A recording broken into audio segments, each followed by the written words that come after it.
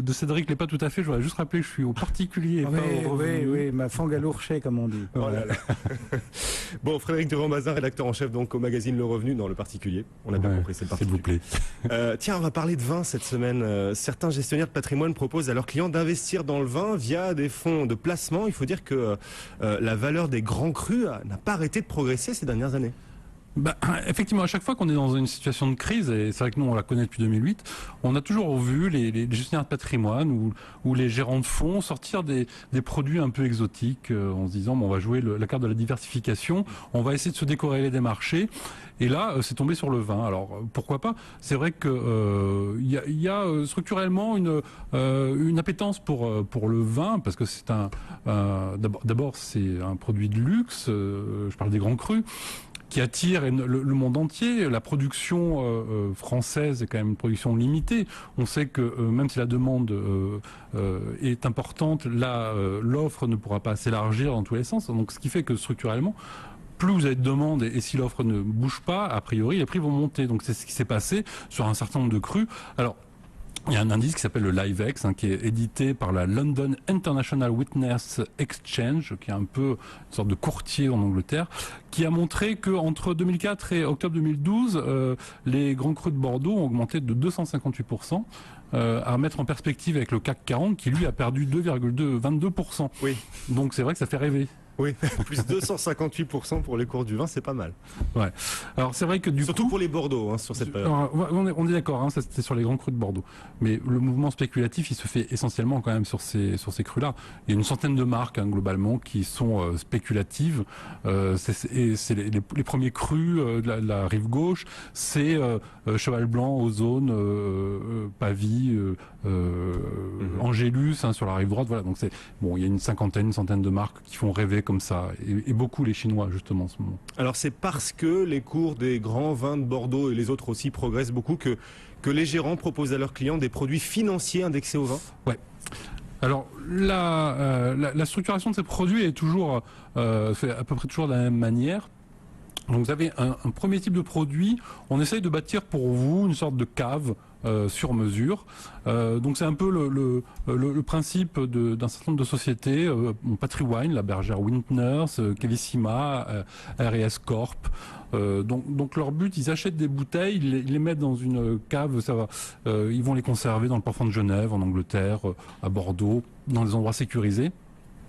Vous rentrez dans ce type de produit pour environ 10 000 euros et vous laissez comme ça mûrir vos vins et mûrir votre placement. Et puis à la fin, quand vous voulez sortir, on vous promet éventuellement une certaine plus-value. Donc voilà comment fonctionne ce type de produit. On rappelle que souvent c'est dans des ports francs, comme on dit, pour en plus sortir des histoires de TVA. Exactement, comme ça on bénéficie d'une exonération de TVA, donc c'est tout gagnant. Voilà. Est-ce qu'il existe des fonds ou des six caves là, pas des caves, mais des fonds ou des six caves? Vous prenez 6 caves et vous avez une 6 caves. Voilà. Donc ça c'est fait. Oh là là. Mais oui, il existe des produits de gestion collective. Il en existe principalement 2 qui sont commercialisés en France. Alors le plus ancien c'est Elite Advisors, c'est une société luxembourgeoise qui a créé une SICAV de droit luxembourgeois qui s'appelle Noble Cru. Ça fait 5 ans qu'ils existent. Ils ont des performances qui sont plutôt de bonne qualité. Ils sont valorisés aujourd'hui à 120 millions d'euros sur le fond. Ils ont 60 000 bouteilles comme ça dans le port franc de Genève. Donc eux, ils ont l'antériorité pour eux.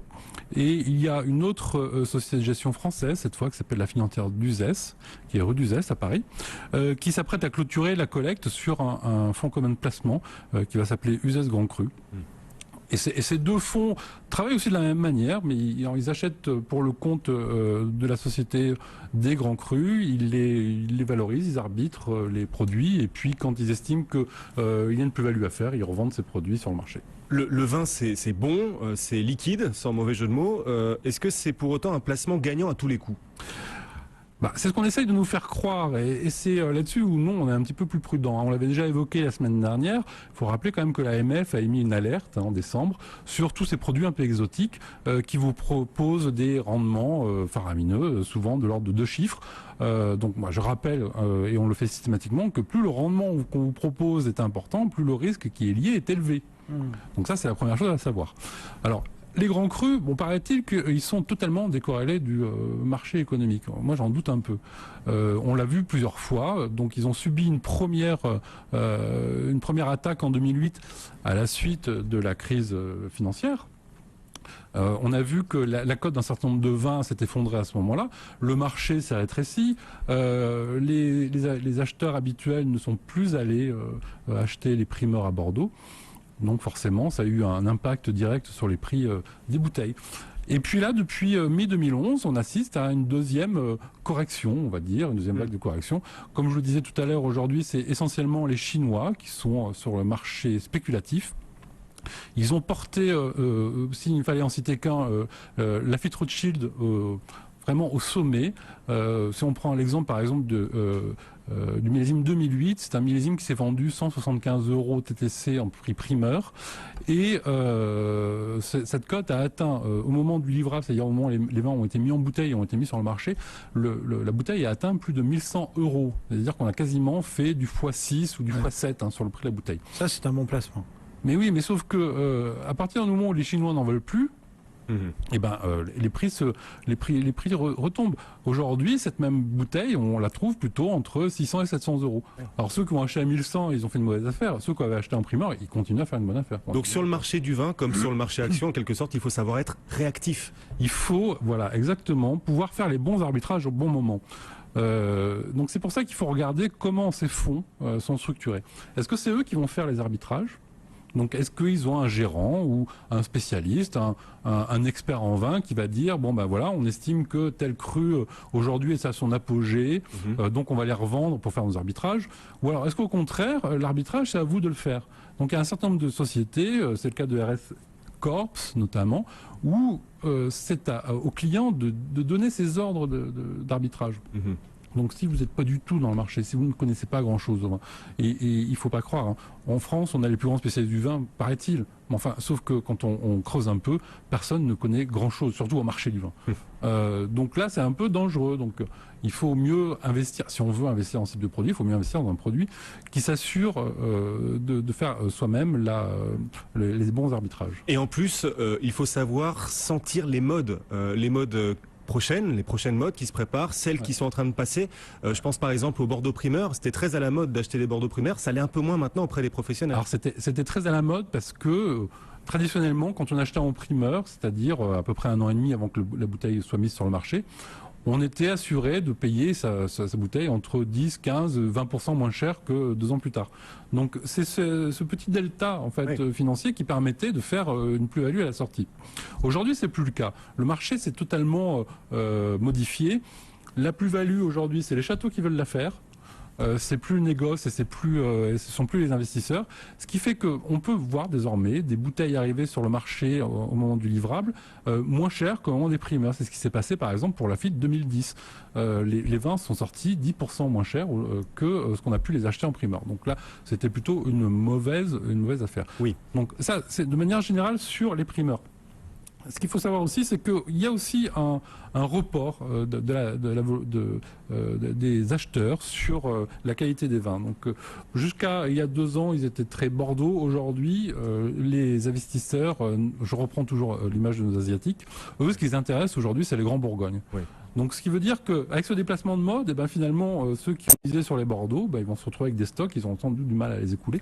Et d'ailleurs, les cours des Bordeaux stagnent depuis quelques années, alors que les Bourgognes s'envolent. Ah exactement, oui, on voit le cours des Bourgognes qui s'envolent, mais pourquoi? Parce que la Bourgogne, c'est une surface viticole qui est 10 fois moins importante que celle de Bordeaux. C'est des tout petits domaines et c'est des noms qui font rêver. Romanée-Conti, ça fait rêver tous les amateurs.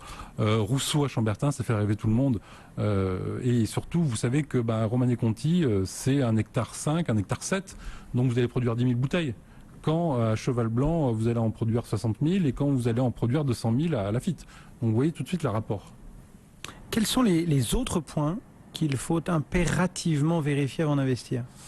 Alors, il faut vérifier la façon dont la société de gestion valorise les bouteilles. Ça, c'est primordial.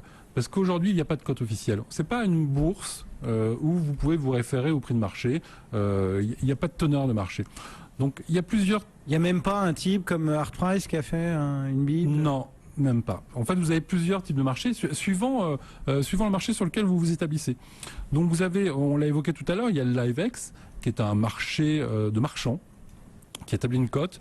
Alors le LiveX c'est intéressant parce que c'est externalisé, c'est pas Bordeaux qui tient ça, c'est en Angleterre. Par contre le biais c'est que effectivement c'est très axé sur le marché anglais. Mais aujourd'hui le marché anglais n'est plus le marché central. Peut-être qu'il faudrait regarder du côté de Hong Kong qui est aujourd'hui la plaque tournante du vin. Donc il y a le LiveX. Après il y a une cote professionnelle qui est établie par les courtiers en vin de Bordeaux. Cette cote elle n'est pas publique. C'est une cote que chaque courtier établit pour son propre compte, qui est mêlée avec la cote des autres courtiers, et comme ça on a un prix de marché sur la place de Bordeaux. Donc ça c'est un deuxième élément. Et puis il y a un troisième élément, c'est les cotes qu'on peut trouver sur les ventes aux enchères. Il n'y a pas encore non plus de cote officielle. Il y a Ideal Wine qui tient une cote qui est plutôt bien faite sur les marchés aux enchères. Donc on peut s'y référer de manière assez... Mais c'est-à-dire qu'il y a de vraies incohérences ? Mais comme c'est pas les mêmes marchés, quand vous êtes sur les marchés des enchères, c'est plutôt les particuliers qui vont aller vendre aux enchères ou acheter. Mais le type qui veut vous vendre son fonds, il a tout intérêt à avoir des super bouteilles vachement cotées. Il n'y a rien qui nous dit que c'est vrai. Alors, aujourd'hui, on peut parler peut-être du cas d'Elite Advisor dont on a parlé tout à l'heure, qui est un peu sous le feu des critiques parce que justement, on leur a reproché de mettre des valorisations un peu farfelues. Oui. Alors, il y a un spécialiste, soi-disant, belge, qui s'est penché sur les valorisations d'Elite Advisors et qui a trouvé des choses qu'il trouvait incohérentes. Alors, à titre d'exemple, il a relevé, par exemple, une bouteille de Grand Cru Richebourg d'Henri Jaillet, qui est quand même le pape de la vinification en Bourgogne, qui est décédé il y a quelques années. Donc, ce Grand Cru de Richebourg s'est évalué à 15 573 € la bouteille. Ça fait quand même déjà bien cher. Par Noble Cru. Alors que d'après le LiveX, qui est l'indice marchand anglais, elle serait évaluée qu'à 8 000 €. Donc évidemment, on a deux évaluations qui sont du simple au double. C'est la dilatation du vin, ça. Sauf que ce que n'oublie de nous dire ce spécialiste belge, c'est que sur le LiveX, il s'était pas vendu une bouteille depuis 5 ans. Et qu'évidemment, en 5 ans, le prix du vin évolue. Et donc on a trouvé... Moi j'ai fait une petite recherche très rapide sur Internet, et j'ai trouvé aujourd'hui sur un marchand anglais qui s'appelle Antique Wines Company, cette bouteille, je l'ai trouvée à 11 725 livres. Oui. Donc c'est-à-dire 14 500 €. Donc ça veut dire que la cote d'Elite Advisor, elle n'est peut-être pas si farfelue que ça. Et même Critis a vendu récemment 2 magnums de ce cru à Hong Kong pour 164 487 €, ce qui ressort la bouteille, si on devait la diviser, à plus de 41 000 €. Donc où est la vérité ? C'est formidable. C'est le problème. Où est la vérité ? Formidable marché. Quelle rentabilité doit-on attendre là pour nos téléspectateurs qui ont éventuellement envie d'investir dans un produit financier indexé sur le marché du vin? Quelle rentabilité moyenne faut-il attendre?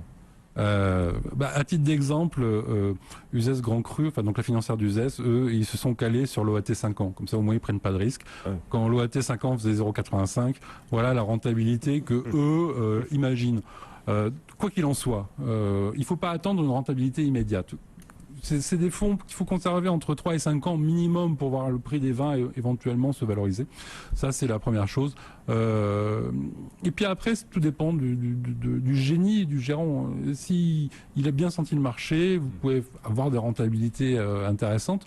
Si c'est planté, vous aurez plus que vos yeux pour pleurer, parce qu'en plus les bouteilles, même... Et on peut même pas boire les bouteilles dans ces cas-là. Vous pourrez à peine les récupérer. C'est-à-dire que, en tout cas, quand vous passez par un fonds commun, vous ne les récupérerez jamais, et quand vous passez par les autres fonds, genre Patrimoine, Cavissima, vous pouvez éventuellement demander à en retrouver certaines. Donc ça vous consolera des éventuelles pertes. Il nous reste 30 secondes. La fiscalité sur les produits liés au vin, une fiscalité charpentée, goulayante, comment vous la qualifieriez, vous, Frédéric ? Ouais, elle est assez tannique. Sur les fonds communs de placement, donc c'est la fiscalité des produits de gestion collective. Donc la plus-value est taxée désormais au barème progressif de l'impôt sur le revenu, et vous paierez 15,5% de prélèvements sociaux sur celle-ci. Si il s'agit d'une cave en dur qui est faite pour vous, la plus-value, c'est la fiscalité des plus-values mobilières. Donc vous aurez 19% à payer sur le montant de la plus-value et également 15,5%. Vous avez un abattement de 10% par an au-delà de la deuxième année de détention. Et ce qu'il faut savoir que si votre cave n'excède pas 5 000 €, a priori, vous n'aurez pas de taxation. Voilà, À 40 000 euros la bouteille, ça peut aller vite. ça peut aller vite. C'est clair. Et bien voilà tout ce qu'il fallait savoir sur ce marché du vin avec Frédéric Durand-Bazin, fin connaisseur. Oui, on rappelle que l'AMF a un petit peu averti tout le monde en disant attention à ces produits de diversification, attention. Référez-vous donc au site de l'AMF. Pas plus de 5 à 10%, Ouais. on dit. Bon. Allez. Voilà. Moins 0,31% pour le CAC et tout de suite quelques idées de fond. Jusqu'à 12h30, Intégral Placement. 100% placement, 100%.